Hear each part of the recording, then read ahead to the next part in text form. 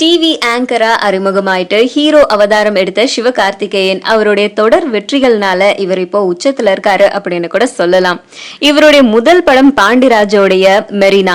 இதுல இவர் அந்த அளவுக்கு கவனிக்கப்படல அப்படின்னாலும் இவருடைய அடுத்தடுத்த படங்கள், அதாவது எதிர்நீச்சல், கேடி பில்லா கில்லாடி ரங்கா, வருத்தப்படாத வாலிபர் சங்கம், இந்த மாதிரி பல படங்கள் அவருக்கு தொடர்ந்து வெற்றியை மட்டுமே கொடுத்துட்டு இருந்தது.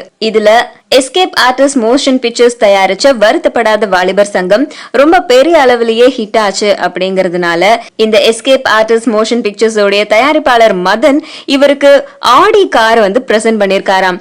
ஆடியில Q7 சீரீஸ்ல புது காரை பிரசன்ட் பண்ணிருக்காராம். இது எதுக்கு அப்படின்னா இந்த படத்துல இவருடைய நடிப்புக்காக தானாம். இதே நிறுவனம் இப்போ மான் கராத்தே அப்படிங்கிற படத்தையும் ப்ரொடியூஸ் பண்ணிட்டு இருக்கு. இதுலயும் சிவகார்த்திகேயன் நடிக்கிறாரு. இவருக்கு ஜோடியா ஹன்சிகா நடிக்கிறாங்க.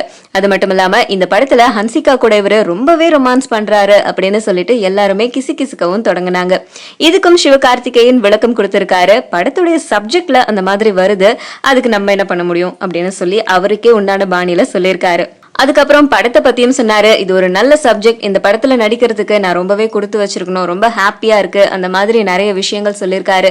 இப்போதைக்கு லேட்டஸ்ட் நியூஸா என்ன இருக்கு அப்படின்னா, ப்ரொடியூசர் மதன் இவருக்கு கார் பிரசன்ட் பண்ணதை பத்தி தான் எல்லா இடத்துலயும் பேச்சுகள்.